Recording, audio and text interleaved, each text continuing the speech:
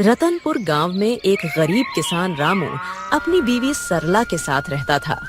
सुबह के वक्त मिट्टी के छोटे से घर में चूल्हा जल रहा था, जिस पर लोहे की कढ़ाई में थोड़ी सी सब्जी पक रही थी। अचानक दरवाजा खटखटाने की आवाज आती है। अरे इतनी सुबह सुबह कौन इतने जोर जोर से दरवाजा पीट रहा है?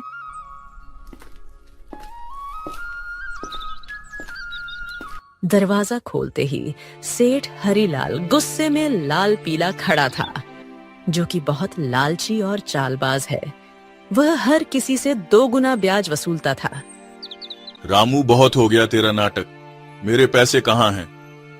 सेठ जी, कल ही तो मैंने आपको पूरी रकम दे दी थी और पूरा हिसाब पक्का कर दिया था, और मैंने आपके पुराने पैसे भी कब के लौटा दिए हैं। देर की वजह से तेरा ब्याज बढ़ गया है। अब वो उधार तुझे 5 गुना ब्याज के साथ लौटाना होगा। 5 गुना? सेठ जी, ये तो अन्याय है। मैंने मेहनत करके ब्याज सहित पूरे पैसे चुका दिए हैं। मैं गरीब आदमी इतना भारी ब्याज कैसे दे सकता हूँ? ज्यादा जुबान मत चला। अगर पैसा नहीं दिया ना तो तेरे घर का ताला तोड़कर बर्तन कपड़ा सब उठा ले जाऊंगा। तेरी बैलगाड़ी भी बेच दूंगा। सेठ जी, गरीब का खून चूसकर आपको क्या मिलेगा? हमारे साथ ऐसा मत करिए। इतना ज्यादा ब्याज मैं नहीं दे पाऊंगा। पैसे तो तुझे देने ही पड़ेंगे। देख लूंगा मैं तुझे। याद रखना रामू, हरीलाल से पंगा लेना आसान नहीं है। सेठ रामू को धमकाते हुए चला जाता है, लेकिन जाते जाते अपने नौकर को कहता है, इस गरीब भिखारी की इतनी मजाल, मुझे ना बोलकर इसने गलती कर दी। इसे तो सबक सिखाना पड़ेगा ताकि गांव में बाकी गरीब भी डर में रहे। आप बताइए, ये जिंदगी कब बदलेगी? रोज रोज 2 वक्त की रोटी के लिए जूझना पड़ता है। कभी मन करता है घर की टूटी छत ठीक करवा दूं, तो कभी सोचती हूँ कि हमारे पास भी अच्छे कपड़े हों, लेकिन लगता है किस्मत ने हमें बस तंगी ही दी है। मुझे पता है तुम्हें तकलीफ है, पर मैं क्या करूं? खेत छोटे हैं, बारिश वक्त पर नहीं होती, ऊपर से कर्ज का बोझ भी सर पर है। मैं दिन रात मेहनत करूं, तब हमारे हिस्से में यही नमक रोटी आती है। मेहनत? हाँ, मेहनत तो आप करते हैं, लेकिन भगवान हमारी सुनता ही कहाँ है। लगता है जैसे भाग्य ने हमें इस गरीबी में ही सड़ने के लिए भेजा है। सरला ने आह भरी, पर चुपचाप सब्जी पकाने लगी। कमरे में सन्नाटा था। रामू ने मन ही मन ठान लिया, आज खेत में चाहे जान निकल जाए, पर घर लौटकर कुछ ऐसा लाऊंगा जिससे सरला के चेहरे पर मुस्कान आ जाए। रामू को नहीं पता था कि आज का दिन उसकी जिंदगी की सबसे बड़ी कहानी की शुरुआत करने वाला है। सुबह के वक्त रामू खेत जाने के लिए घर से निकल रहा है। सुबह की हल्की हल्की धूप खेतों पर पड़ रही थी। सरला के मन में आज कुछ हलचल सी चल रही थी। रामू रोज गांव के बीच से होकर जाने वाला रास्ता मंदिर के पास से गुजरता था। रामू रोज इसी रास्ते से जाता था, क्योंकि यही सबसे छोटा और आसान रास्ता था। मंदिर में उस वक्त बस पुजारी ही थे जो सफाई कर रहे थे। प्रणाम पंडित जी, कैसे हैं आप? तबीयत ठीक है ना आपकी? हाँ बेटा, सब अच्छा है। भगवान का आशीर्वाद तुझ पर हमेशा बना रहे। पुजारी से बात करके रामू अपने खेत की तरफ निकल जाता है। उसी शाम गांव का सबसे अमीर सेठ हरीलाल अपने नौकर के साथ बैठा था। वह बहुत लालची और चालाक था। उसके मन में एक खतरनाक योजना पनप रही थी। सेठ हरीलाल अपने बड़े से घर में खाट पर बैठा पान चबा रहा था। पास में उसका नौकर कालू खड़ा था। अरे कालू सुन, मंदिर के गहनों को देखकर मेरा जी ललचा गया है। कल रात मंदिर में जो सोने चांदी के गहने हैं ना, वो मेरे घर में होने चाहिए। गांव वाले मेरी इज्जत करते हैं, लेकिन पैसा और बढ़ाना है मुझे। सेठ जी, पर यह तो पाप का काम होगा। भगवान के घर से गहने चुराना अच्छा नहीं लगेगा। अरे मूर्ख, भगवान को क्या जरूरत है गहनों की? उनका क्या होगा इनसे? असली भगवान तो पैसा है, और पैसा इंसान के हाथ में अच्छा लगता है। पर गांव वाले अगर उनको पता चल गया तो? बस यही तो मजा है। चोरी हम करेंगे और इल्जाम किसी और पर लगेगा। पता है किस पर? उस गरीब रामू पर। आज उसकी और उसकी बीवी की जुबान बहुत ज्यादा ही चल रही थी। रामू, वो तो रोज मंदिर के पास से ही अपने खेत के लिए जाता है ना? हाँ, हम इसी बात का फायदा उठाएंगे। सबको लगेगा कि उसी ने चोरी की। गांव वाले पहले ही उसे तिरछी नजरों से देखते हैं। बस आज रात ही हम अपना काम कर देंगे और सुबह हंगामा हो जाएगा। तू बस ये याद रख, कोई गलती नहीं होनी चाहिए। आधी रात को हम मंदिर में घुसेंगे, गहने उठाएंगे और अपने गोदाम में छुपा देंगे। सुबह मैं खुद शोर मचाऊंगा और रामू का नाम लूंगा। कालू डरते डरते सिर हिलाता है और अपने सेठ की बात मान लेता है। रात का समय था। गांव में हर तरफ सन्नाटा था। बस कहीं कहीं कुत्तों के भौंकने की आवाज आ रही थी। उस रात सेठ लालच में अंधा हो जाता है और इस घिनौनी साजिश को अंजाम देता है। अपने नौकर से मंदिर में चोरी करवाता है। पास ही अंधेरे में एक काली बिल्ली म्याऊं करके गुजर जाती है, जैसे वो इस पाप की गवाही दे रही हो।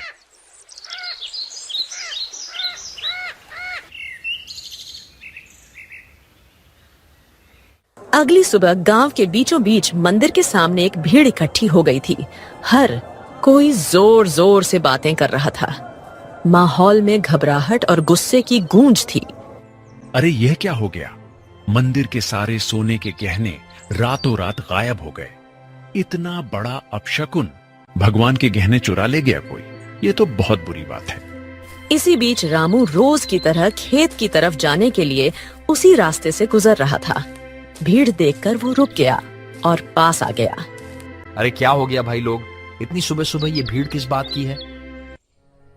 अरे रामू, तूने सुना नहीं मंदिर में चोरी हो गई। भगवान के सारे गहने कोई उठा ले गया। रामू यह सुनकर चौंक जाता है।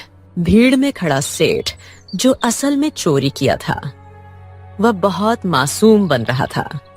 पंडित जी आप बताइए, कल रात तक तो गहने मंदिर में थे, फिर अचानक कौन ले गया? आप बताइए पंडित जी, क्या आपने मंदिर के आसपास किसी को आते जाते देखा है? आपको किसी पर शक है क्या? अरे मैंने देखा है रामू, रोज मंदिर के रास्ते से आना जाना करता है। सेठ जी, कल तक तो सब कुछ ठीक ठाक था। मंदिर के पास से तो कई लोग गुजरते हैं, लेकिन रोज सुबह सुबह खेत की तरफ जाने के लिए रामू इधर से निकलता है। मगर रामू ऐसा काम करेगा मुझे नहीं लगता। अरे पंडित जी, जमाना खराब है, आदमी की नीयत कब बदल जाए क्या पता। और वैसे भी जिसने किया है वो मुंह से कभी मानेगा नहीं। मैंने अपनी आंखों से देखा है।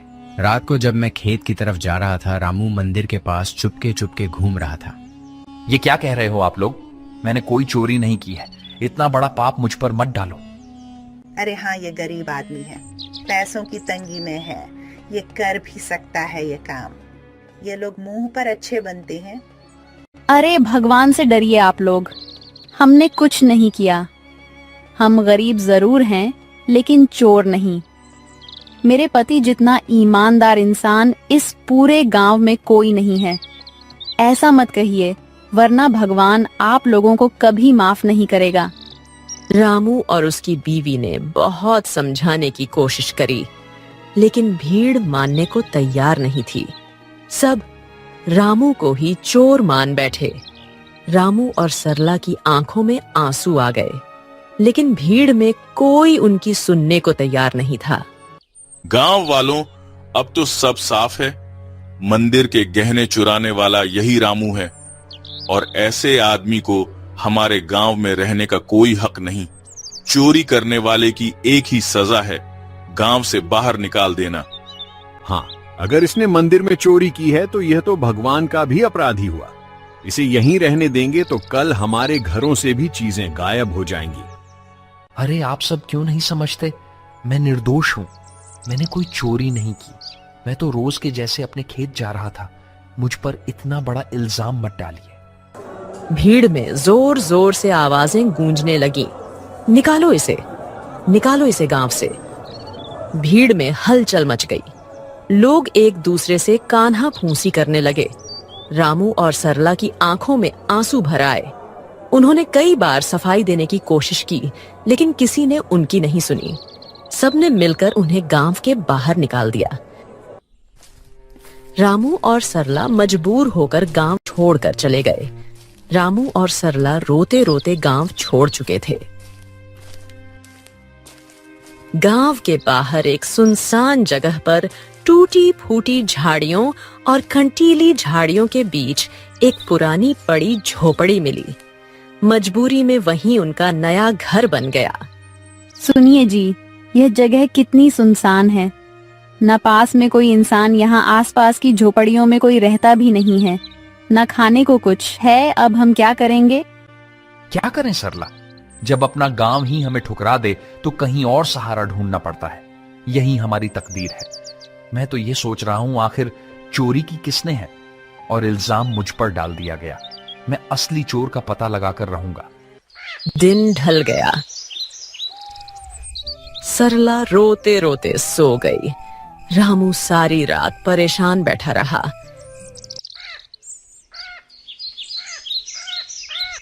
अगली सुबह जब रामू उठा तो उसने देखा कि सरला रो रो कर भूख से कमजोर हो गई है। सरला, तुम यहीं रहो, मैं कुछ खाने के लिए लाता हूं, फिर अपने खेत जाऊंगा दूसरे गांव से होते हुए। तुम दरवाजा अंदर से बंद करके आराम करो। इतना कहकर रामू जंगल की ओर चल गया।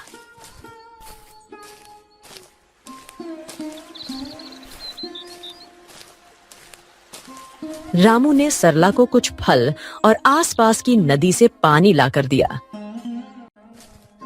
रामू दूसरे गांव से होते हुए अपने खेत जाने के लिए निकल गया। अचानक घने जंगल में सामने से एक साधु बाबा प्रकट होते हैं। उनकी लंबी दाढ़ी और वस्त्र उन्हें अलग ही आभा दे रहे थे। रामू उनके पास गया। बेटा, तू कौन है? तेरे चेहरे पर चिंता की रेखाएं साफ दिख रही हैं। बाबा, मैं इस गांव का ही रहने वाला हूं, पर अब गांव वालों ने मुझे निकाल दिया है। सब लोग मुझ पर चोरी का झूठा इल्जाम लगा रहे हैं। मैंने कोई चोरी नहीं की। रामू रोते रोते साधु बाबा को पूरी कहानी बताता है। सेठ का कर्ज, गांव वालों का इल्जाम और मंदिर से चोरी की घटना। बेटा, तेरी आंखों में छल नहीं है। तू सच्चा और साफ दिल का इंसान है। तेरी पीड़ा मैं समझ सकता हूं। ये दुनिया अक्सर गरीब पर झूठा इल्जाम लगा देती है, पर चिंता मत कर, भगवान न्याय करते हैं। असली चोर जल्द ही सामने आएगा। ये मेरा आशीर्वाद है। पर बाबा कैसे? सब मुझे ही दोषी मान रहे हैं। गांव छोड़कर मैं और मेरी पत्नी यहां भूखे प्यासे पड़े हैं। कोई मेरी बात मानने को तैयार नहीं है। मैं कैसे साबित करूं कि मैं निर्दोष हूं? इस जंगल में एक श्रापित जानवर रहता है। उसने अपनी आंखों से असली चोर को देखा है। वही तुझे सच तक पहुंचने में मदद करेगा। पर ध्यान रहे, उस जानवर को ढूंढना आसान नहीं है। उसके पास जाना होगा, उसका विश्वास जीतना होगा, तभी वह तेरी मदद करेगा। श्रापित जानवर बाबा, वह कौन है? मैं उसे कैसे ढूंढूं? यहां जंगल में तो बहुत से जानवर हैं। वह एक श्रापित काली बिल्ली है। सच यह है कि उसकी आंखों ने वह दृश्य देखा है जो किसी और ने नहीं देखा। जा बेटा, उस जानवर को ढूंढ और उससे मदद मांग। वो बिल्ली तेरी जिंदगी बदल देगी। भगवान तेरा साथ देंगे। जा बेटा, सत्य की शक्ति तेरे साथ है। साधु बाबा रामू को आशीर्वाद देकर अचानक गायब हो गए। रामू समझ गया था कि यह भगवान की लीला है। रामू तुरंत ही बाबा के बताए अनुसार उस बिल्ली को ढूंढने के लिए निकल गया। जंगल का सन्नाटा, पत्तों की सरसराहट। रामू थका हारा, भूखा प्यासा, उम्मीद के सहारे इधर उधर भटक रहा था। उसने पूरा जंगल छान मारा, पर उसे वो काली बिल्ली कहीं नहीं मिली। दिन ढलने को आया। रामू अब निराश होकर अपनी झोपड़ी की तरफ जा रहा था। अचानक तभी उसकी नजर एक काली बिल्ली पर पड़ी। बिल्ली की चमकती आंखें दो अंगारों जैसी दिखाई दे रही थीं। ओ बिल्ली रानी, क्या तुम वही हो जिसके बारे में साधु बाबा ने कहा था? क्या तुमने उस रात देखा था? असली चोर कौन है? माँ, बिल्ली, क्या तुम मेरी मदद करोगी? मुझ पर झूठा इल्जाम लगाकर गांव से निकाल दिया गया है। क्या तुम सच जानती हो? मुझे बता दो, असली चोर कौन है? बिल्ली उसकी आंखों में देखती है।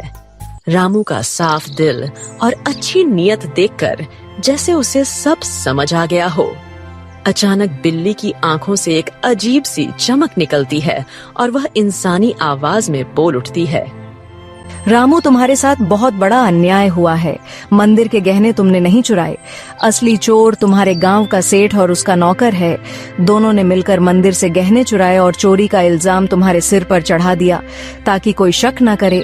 सेठ जानता था कि तुम गरीब हो, तुम्हारे पास कोई सबूत नहीं होगा, इसलिए उसने चालाकी से तुम्हें बलि का बकरा बना दिया।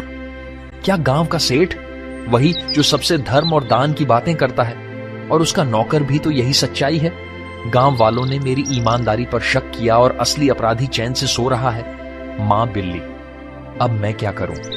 यह सच गांव वालों तक कैसे पहुंचाऊं? समय आने दो रामू, सच को कोई दबा नहीं सकता। मैं तुम्हारी मदद करूंगी। तुम मुझे कल गांव लेकर चलो। मैं वहां जाकर सबको सारी सच्चाई बताऊंगी और तुम्हें निर्दोष साबित करूंगी। रामू को बिल्ली की बातें सुनकर राहत मिलती है।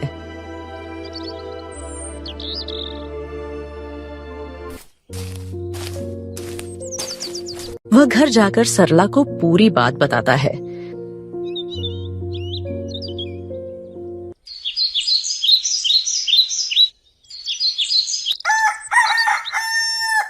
अगली सुबह रामू और सरला बिल्ली को लेकर गांव जाते हैं और सबको बुलाते हैं।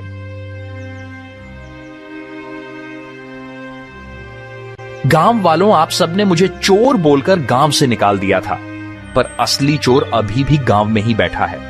आज मेरे पास एक गवाह है जो मुझे निर्दोष साबित करेगा। गांव वालों सुनो, असली चोर रामू नहीं है। मैंने अपनी आंखों से देखा है। मंदिर के गहने सेठ और उसके नौकर ने मिलकर चुराए हैं। अगर तुम्हें यकीन नहीं होता तो सेठ के घर जाकर देखो, मंदिर के गहने वहीं मिलेंगे।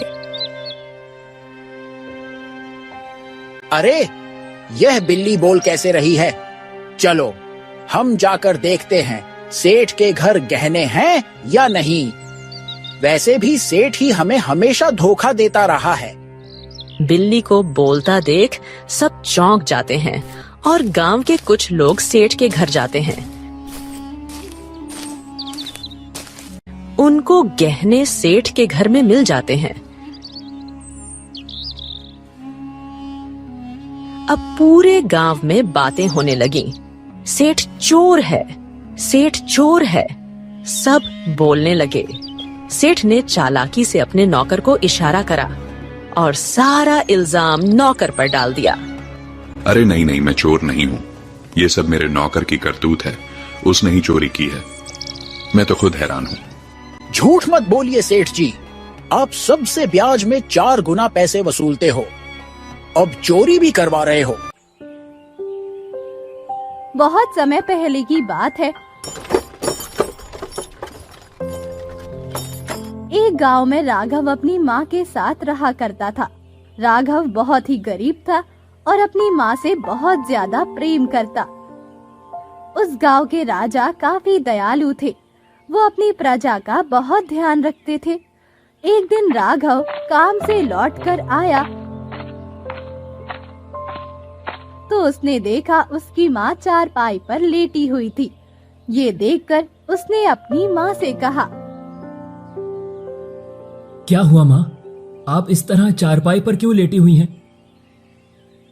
पता नहीं बेटा, अचानक से तबीयत खराब हो गई है। क्या तबीयत खराब हो गई? रुकिए, मैं अभी आपके लिए औषधि लेकर आता हूँ। नहीं, औषधि की जरूरत नहीं है। लगता है अब मैं बूढ़ी हो गई हूँ, इसीलिए। आप ऐसा क्यों कह रही हैं माँ? आप जल्दी ही ठीक हो जाएंगी। मैं अभी आपके लिए औषधि लेकर आता हूँ। ये कहकर राघव औषधि लेने के लिए चला गया। वहीं दूसरी तरफ महल में राजा काफी ज्यादा परेशान बैठे हुए थे। उनके सामने सेनापति खड़ा था, जिसके चेहरे पर चिंता के भाव थे। इस पर सेनापति ने राजा से कहा, बताइए महाराज, हमें क्या करना चाहिए? मुझे तो कुछ समझ में ही नहीं आ रहा। क्या करूं?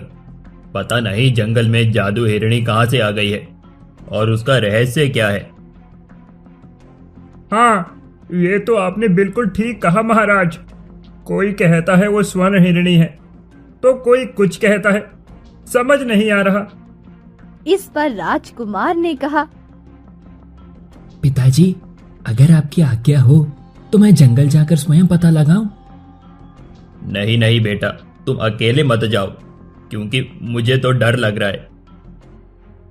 आप राजा होकर डर रहे हैं, हमें इस रहस्य को सुलझाना चाहिए। हाँ, राजकुमार एकदम ठीक कह रहे हैं महाराज, क्योंकि अगर इस रहस्य को सुलझाया नहीं गया तो वो मायाजाल बन जाएगा। वैसे भी वो जादुई हिरणी शायद हम लोगों के लिए खतरनाक भी हो सकती है। ये सुनकर राजा सोच में पड़ गए। इस पर उन्होंने कहा, ठीक है राजकुमार, आप जाइए, पर जल्द ही उस रहस्य को सुलझा कर आइएगा।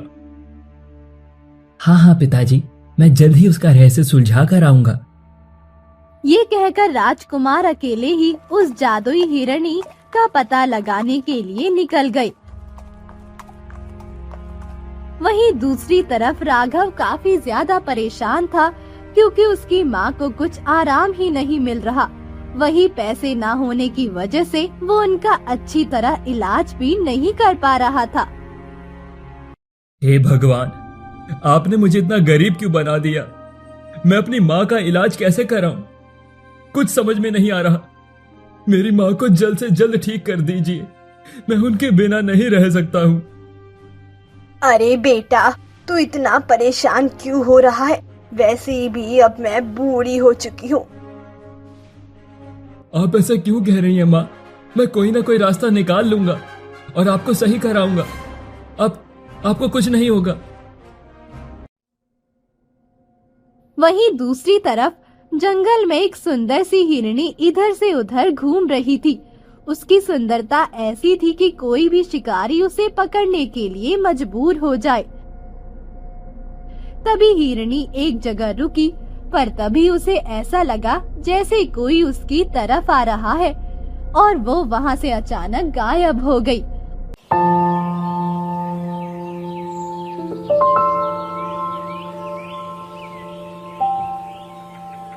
वहीं महल में राजा काफी ज्यादा परेशान बैठे हुए थे।